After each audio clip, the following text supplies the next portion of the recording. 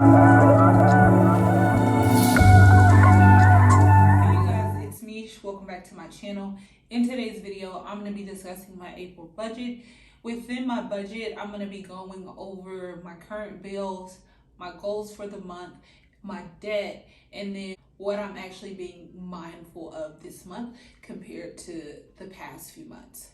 So if that's something that interests you, be sure to stick around and check out the rest of the video. So first things first, I want to go over my bills for the month. So I have my estimated income at $3,500, and then my total expenses around $3,147.36, meaning there's a difference of $352.64, which I plan to apply to my debt. This month I do have to register my car and get a smog, and then I do plan on taking a small trip to California for one of my good friends. It's her son's first birthday, so I'm gonna go out there for that. But everything else is pretty much the same. Areas that are a little different than what I've normally had in the past. So one, my massage envy went up to $70, and I have to call and see how many massages I actually have left, because I'm gonna go through with that and then I'm just gonna cancel my membership.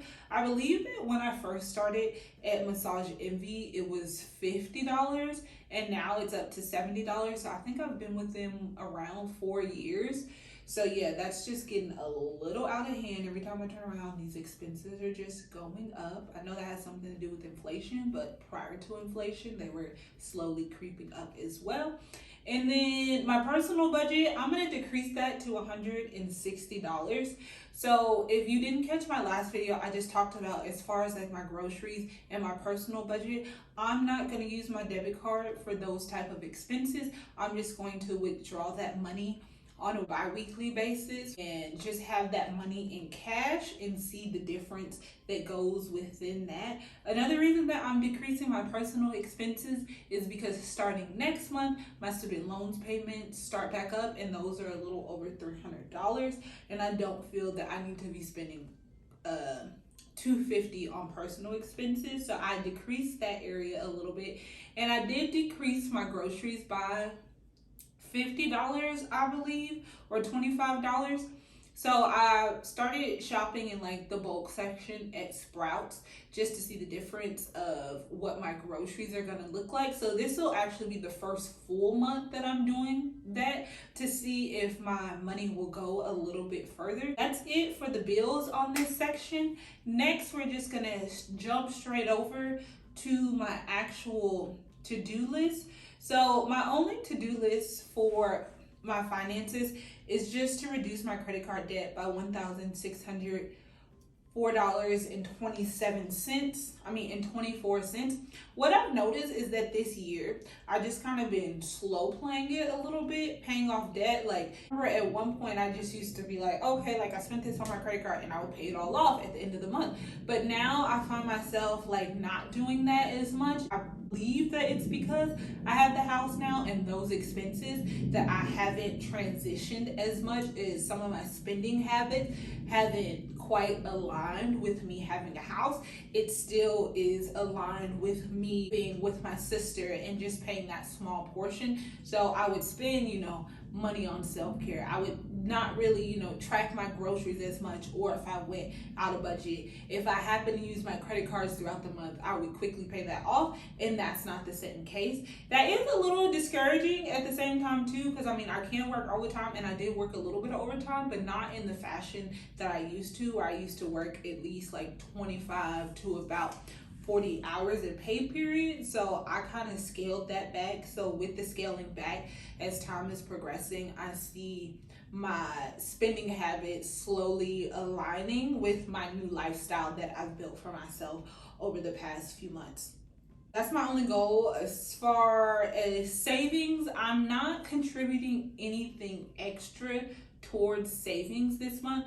So usually I'll have like anywhere between $100 to about $300 that I'll try to contribute on top of the savings that happen automatically for me. So this month I'm not doing that at all, just because I will have to fork out the $1,600 to reduce my credit card debt. Moving on to debt in general, my debt is at $37 $10,204.24.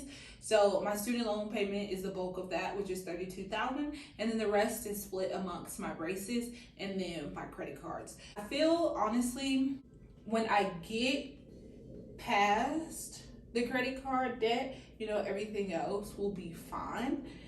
My braces are scheduled on automatic payment, so once again, I'm in no rush to pay that, but I do know that my credit card debt, that is definitely what I want to pay down first.